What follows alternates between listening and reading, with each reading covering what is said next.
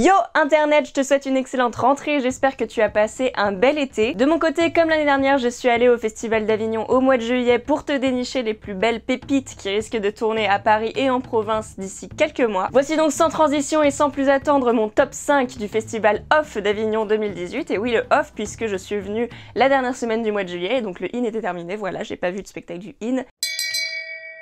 Shame. Voilà. Allez, c'est parti.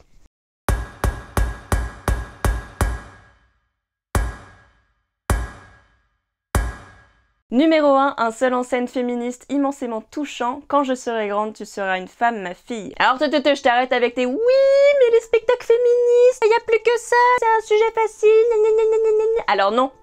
Non. Alors non, il n'y a pas que des spectacles féministes, il n'y a pas plus de spectacles féministes fondamentalement, c'est juste qu'ils sont plus mis en valeur puisque c'est un sujet qui prend de plus en plus d'ampleur dans notre société, donc c'est normal qu'on les voit plus. Mais après, c'est comme partout, hein. Il y a du bon, il y a du mauvais spectacle, mais là en l'occurrence, c'est du très bon. Quand je serai grande, tu seras une femme, ma fille est une création de la compagnie Caravane qui est clairement une de mes compagnies françaises préférées, hein. Rappelez-vous, Rhinocéros et La Vie est belle, c'était eux aussi. Ici, Catherine Oseux, mise en scène par Stéphane Dora, va interpréter tour à tour les témoignages de 4 femmes différentes, issues de 4 générations différentes. Le texte a en fait été tiré de dizaines de témoignages effectués par la compagnie elle-même auprès de nombreuses femmes de 18 à 94 ans, et nous entrons ainsi dans l'intimité des réflexions et des pensées de ces femmes. Elles questionnent des notions comme la liberté ou l'éducation à partir de leurs propres expériences passées, et aussi à travers leurs pour l'avenir. L'homme n'est jamais posé en ennemi, au contraire, le discours est ultra bienveillant, ultra pédagogique, tout en relayant un message très fort. Et ça passe d'ailleurs souvent par l'humour, par l'autodérision de ces femmes et par la prise de distance par rapport à leurs propres conditions de femmes. Pour moi, c'est un spectacle d'utilité publique, il est juste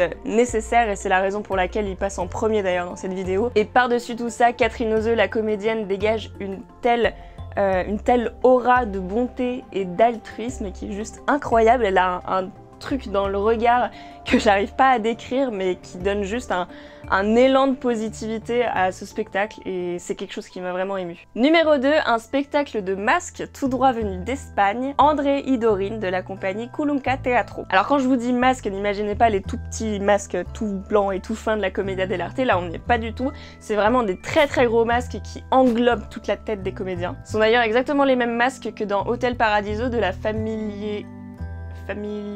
comment elle s'appelle, Famille Flutz, dont j'avais parlé il y a quelques temps sur Instagram, qui était passé à Bobino cette année. Mais contrairement à Hotel Paradiso, qui était une espèce de thriller comique, on peut l'appeler comme ça, André Idorin, c'est un spectacle qui parle de la maladie d'Alzheimer.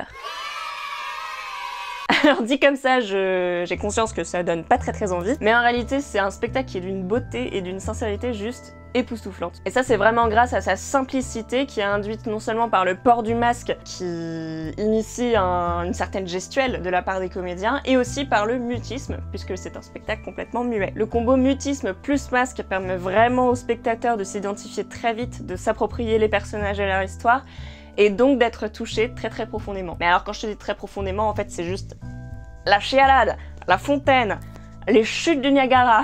J'ai jamais autant pleuré au théâtre en fait, c'est simple, et j'ai jamais autant entendu de gens renifler dans une salle. Sauf peut-être à Paris en plein hiver en période grippale, mais voilà. J'en viens maintenant à l'histoire, on entre dans le quotidien d'un couple de personnes âgées qui s'est laissé visiblement un peu aller avec le temps, qui a négligé sa relation amoureuse. La vieille dame est diagnostiquée du syndrome d'Alzheimer et ça va donc bousculer tout le quotidien de ce couple et ranimer leur histoire d'amour qui semblait s'être éteinte. C'est un spectacle qui parle directement à tes émotions, il y a des moments très drôles, d'autres très tristes, des moments qui m'ont mise en colère, des moments qui m'ont apaisée, et je pense que c'est vraiment dû juste à l'effet masque plus mutisme, spectacle muet, parce que rien qu'un mouvement de tête d'un comédien peut transmettre des tas d'émotions complètement différentes selon le contexte, et j'ai trouvé ça juste brillant dans la mise en scène du coup. Numéro 3, le doux mélange des arts du cirque, du mime, du théâtre et de la danse avec Réfugié poétique, interprété par Claire Ducreux qui est à la base une artiste de rue. Pour composer ce nouveau spectacle, elle a réuni 2 de ses précédentes créations qui étaient initialement vouées à être jouées à l'extérieur, Barco de Arena et Le sourire du naufragé, qui sont maintenant mis en scène pour être joués à l'intérieur dans une salle de spectacle. On est sur un spectacle très visuel et presque complètement muet, hein, encore une fois. Il n'y a pas vraiment d'histoire ancrée, c'est plutôt une promenade à l'intérieur de l'imagination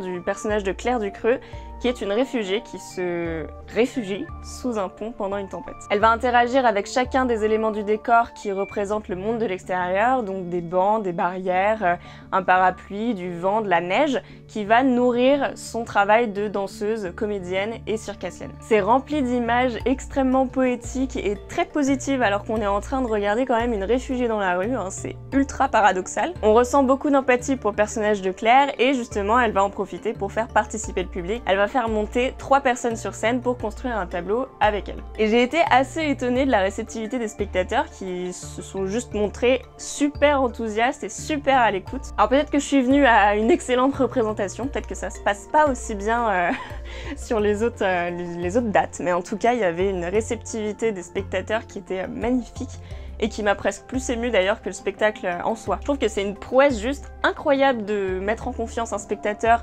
alors que lui il a rien demandé, il a juste pas signé pour monter sur scène. Surtout quand on fait face à une artiste qui va pas indiquer oralement ses intentions mais plutôt par un geste, par un regard, et du coup ça demande une écoute et une attention très active. Bref, il y avait une cohésion magnifique entre les spectateurs ce jour-là, et pour ce shoot de poésie, merci Claire et allez voir ce spectacle Réfugié poétique. Numéro 4, un spectacle jeune public juste brillant et très juste, autant dans son interprétation que dans son propos. L'écorce des rêves, un duo théâtro-musical créé par David Nathanson. J'aime les spectacles jeunes publics qui ne prennent pas les gosses pour des abrutis. J'aime les spectacles jeunes publics qui viennent aborder des sujets touchy sans pour autant les diminuer ou les infantiliser, mais juste en proposant une nouvelle manière de les aborder. Et c'est exactement ce taf-là qu'a fait David Nathanson en choisissant de parler de la mort dans l'écorce des rêves. C'est l'histoire d'une petite fille, Louise, qui vit seule avec sa mère puisque son père est décédé, et un jour qu'elle n'arrive pas à s'endormir, celui-ci apparaît au beau milieu de sa chambre. C'est l'occasion pour eux d'échanger pendant toute une nuit à propos de leurs rêves, de leurs envies et de leurs peurs, et d'entreprendre un voyage ensemble. Comme un voyage initiatique à travers les expériences qu'ils auraient voulu vivre ensemble. C'est un spectacle qui vient aborder la mort avec beaucoup de douceur, avec beaucoup de tact. Je me souviens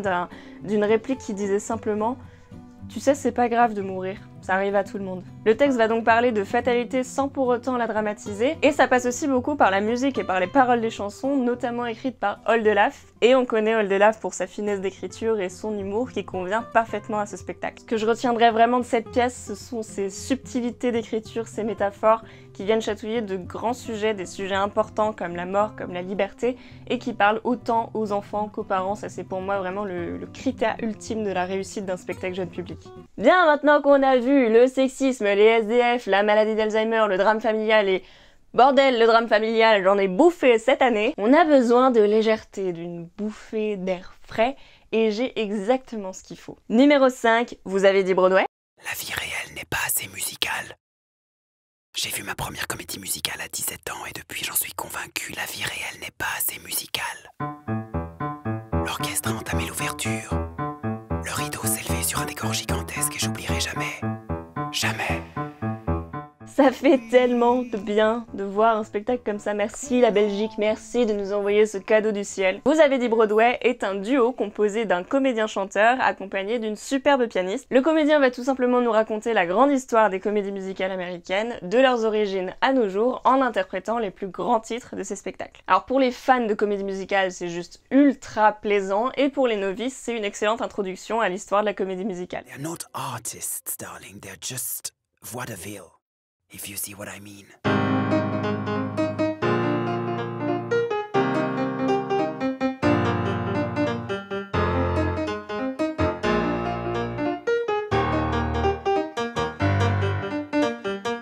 Alors pas d'inquiétude, c'est pas du tout pensé comme une conférence mais plutôt comme une confidence, puisque le comédien va nous raconter son propre rapport à la comédie musicale. Comment est-ce qu'il a découvert le genre à 17 ans en voyage à Londres? Comment est-ce qu'il en est devenu passionné? Quel spectacle est-ce qu'il a vu à Broadway? Il se sert de sa propre histoire, qui doit être largement autobiographique je pense, pour nous raconter la grande histoire de la comédie musicale américaine. Et ça va même au-delà de ça, pour moi c'est une véritable ode au musical, dans le sens où il va te raconter que la comédie musicale c'est pas juste de la love story neuneu avec des gens qui chantent et qui dansent pour un oui ou pour un non. C'est un genre qui vient coller à son époque, qui va aborder de grands sujets comme l'immigration, la guerre, le déchirement familial, l'homosexualité, la pauvreté, le sida. Et ça m'a vraiment fait plaisir d'assister à un tel discours, essayant moi-même de dénoncer un peu ces clichés autour de la comédie musicale. Bref, pour cette raison, c'est vraiment un spectacle que je recommande à tous pour cette rentrée et surtout aux fans de comédie musicale. Le chant n'arrive que lorsque l'émotion est si grande.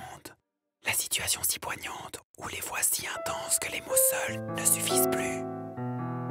Anything can happen in New York. Anything. Voilà pour mes 5 coups de cœur du Festival Off d'Avignon 2018. Dites-moi en commentaire si l'un de ces spectacles vous plaît ou si vous avez eu vous-même des coups de cœur cet été au Festival d'Avignon ou ailleurs. Je prépare une toute autre vidéo dans un tout autre format, toujours sur le Festival d'Avignon, qui sortira d'ici quelques semaines. J'espère que ça vous plaira aussi. J'ai vraiment hâte d'avoir vos retours là-dessus. Alors d'ici là, prenez soin de vous, allez au théâtre. Ciao!